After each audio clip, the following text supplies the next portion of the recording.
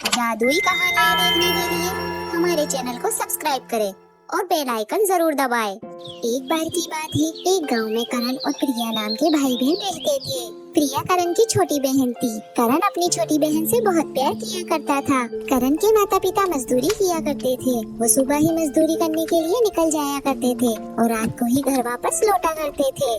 बेटा करण, हम काम करने के लिए बाहर जा रहे हैं। तुम अपना और अपनी छोटी बहन का अच्छे से ख्याल रखना। तुम टाइम से खाना खा लेना और अपनी छोटी बहन को भी खिला देना। माँ, आप फिक्र मत करिए, आप आराम से काम के लिए जाइए।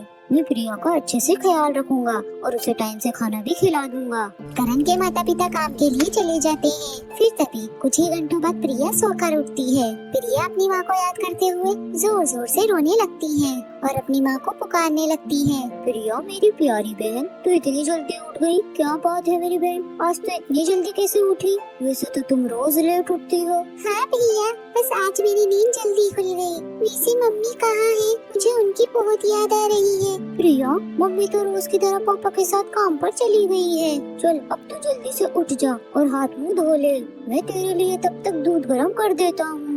तू बस जल्दी से रेडी हो जा। भैया, आपको पता है आप दुनिया की सबसे अच्छी भैया हो। आप मेरा इतना अच्छे से ख्याल जो रखते हो। अरे पागल कही थी, तू मेरी छोटी बहन है। अगर मैं तेरा ख्याल नहीं रखूंगा तो भला कौन रखेगा? चलो ना भैया, हम बाहर खेलने के लिए चलते हैं। बड़ा मन हो रहा है, आप भी मेरे साथ बाहर खेलने के लिए चलो। इसी तरह करण अपनी छोटी बहन के साथ ही रहा करता था। उसके साथ खेला करता था, उसे टाइम से खाना भी खिलाता और उसे टाइम से सुला भी देता था और उसका बहुत ही अच्छे से ख्याल रखा करता था। जब शाम के टाइम दोनों भाई बहन बाहर खेल रहे थे, तब वो देखते हैं कि उनके माता पिता घायल अवस्था में आ रहे हैं। क्या हुआ माँ पिताजी, आपको इतनी चोट कैसे लग गई? आप दोनों तो ठीक से चल भी नहीं पा रहे हैं। बेटा, हम थोड़ी ऊंचाई में खड़े होकर दीवार पर रंग लगा रहे थे और वो बांस अचानक से टूट गया और हम नीचे गिर गए और हमें इतनी चोट आ गई। हाँ माँ, आपको तो बहुत ज्यादा चोट आ गई है। चलो मैं आप दोनों को अंदर ले चलता हूँ। करण अपने माता पिता की ये हालत देखकर बहुत दुखी हो जाता है। अब तो उसके ऊपर घर की पूरी जिम्मेदारी आ जाती है। माता पिता की चोट लगने के बाद वो अपनी बहन के साथ साथ अपने माता पिता का भी ख्याल रखा करता था। चोट लगने के बाद करण के माता पिताजी काम पर नहीं जा पा रहे थे, जिसके कारण पैसों की कमी आ जाती है। पैसे न होने की वजह से घर का राशन भी खत्म हो गया था।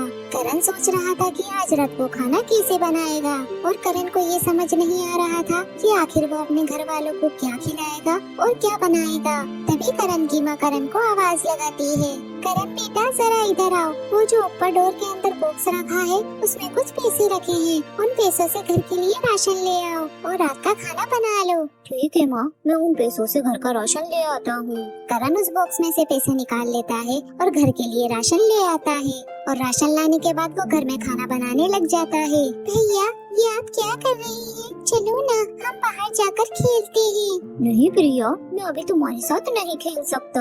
थोड़ी देर रुक जाओ मेरी प्यारी बहन, मैं खाना बना लूं, फिर मैं तुम्हारे साथ बाहर खेलने के लिए जरूर चलूंगा। ठीक है भैया, जैसे आप कहो, लेकिन मैं भी आपकी खाना बनाने में मदद जरूर करूंगी। मैं आपकी थोड़ी सी हेल्प करा देती हूँ और वैसे भी आप अकेले ही पूरे दिन घर का काम करती रहती हैं। अरे नहीं प्रिया, तू क्या काम करवाएगी? अभी तो तू बहुत छोटी है। तू रहने दे मेरी प्यारी बहन, मैं खुद कर लूँगा। तू ये सब रहने दे, तू जब बड़ी हो जाएगी तब तू खाना बना लेना और तब मैं तुझसे घर का काम करवा लूँगा और सारे घर का काम मैं ही तुझसे करवाऊंगा। तू इस बात की चिंता मत कर। चल जा, अब तू बाहर जाकर खेल ले। मैं थोड़ी देर में काम करने के बाद तेरे साथ खेलने के लिए आ जाऊंगा।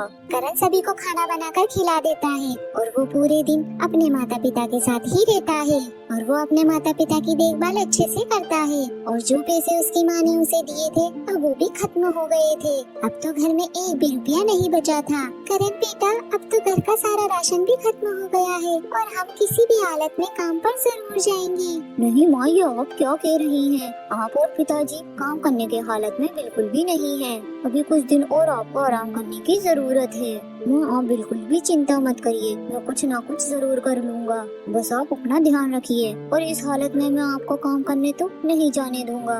लेकिन मेरे प्यारे बच्चे तू क्या करेगा? अभी तो तेरे लायक कोई ऐसा काम भी नहीं है जो तू कर सके। मैंने कहा ना माँ, मैं कुछ ना कुछ तो जरूर कर लूँगा। करण मन बना ही लेता है कि वो कोई ना कोई काम जरूर ढूंढेगा। थोड़ी देर बाद में करण दुकान दुकान जाकर काम मांगने लगता है, लेकिन उसे कहीं भी काम नहीं मिलता है। बहुत कहने के बाद उसे एक दुकान में झाड़ू मारने का काम मिल जाता है। काम करने के बाद उसे थोड़े से पैसे मिलते हैं, जिससे वो घर का राशन ले आता है और वो राशन ले जाने के बाद घर वालों के लिए खाना बनाता है और उन्हें खाना परोस देता है और सभी करण के हाथ का बना खाना खाकर खुश होते हैं। थोड़ी देर बाद प्रिया अपने भाई से कहती है, भैया कल राखी है, चलो ना हम बाहर चलकर अच्छी अच्छी राखियाँ ले आते हैं। और भैया आप मुझे ये तो बताओ, आप मुझे उपहार में क्या दोगी? अपनी छोटी सी बहन की बात सुनकर करण उदास हो जाता है और वो मन में सोचता है कि अब उसके पास इतने पैसे भी नहीं है कि वो अपनी बहन के लिए एक अच्छा सा उपहार खरीद सके और अपने लिए राखियाँ खरीद सके और घर के लिए मिठाई ला सके। अब उसे ये समझ नहीं आता कि उसके पास पैसे तो नहीं है, अब वो इतना सब कुछ कैसे करेगा। यही सब सोचकर करण उदास सा हो जाता है और सोचते सोचते वो घर से निकल जाता है और गांव की नदी के किनारे जाकर बैठ जाता है।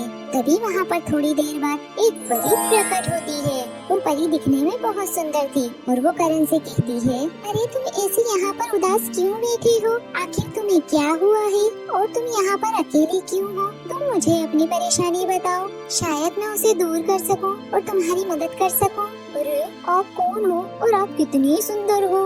मैं एक जादुई परी हूँ और मैं सबकी मदद करती हूँ। मैं किसी को भी ऐसे दुखी नहीं देख सकती, इसीलिए मैं उनसे उनकी परेशानी पूछ ही लेती हूँ। इसीलिए मैं तुम्हारे सामने प्रकट हो गई। अब मुझे बताओ आखिर तुम्हें क्या हुआ है? तुम इतने उदास क्यों हो? परी के इतना कहने के बाद करण अपनी सारी बातें परी को बता देता है। बस इतनी सी बात, ये लो, ये एक जादुई राखी है। इस जादुई राखी से अगर तुम जो भी मांगोगे वो हर इच्छा तुम्हारी पूरी होगी और तुम इस जादुई राखी से जो भी मांगोगे वो तुम्हें मिल ही जाएगा। करण राखी लेने के बाद परी को धन्यवाद कहता है और परी वहाँ से गायब हो जाती है और करण जादुई राखी हाथ में लेने के बाद उस जादुई राखी से कहता है, ये जादुई राखी मुझे बहुत सारे पैसे दे दो ताकि मैं अपने परिवार के लिए कुछ खरीद सकूं, घर में मिठाइयाँ ला सकूं और अपनी प्यारी सी छोटी सी बहन के लिए उपहार खरीद सकूं। करण के इतना कहने के बाद वहाँ पर बहुत सारे पैसे प्रकट हो जाते हैं।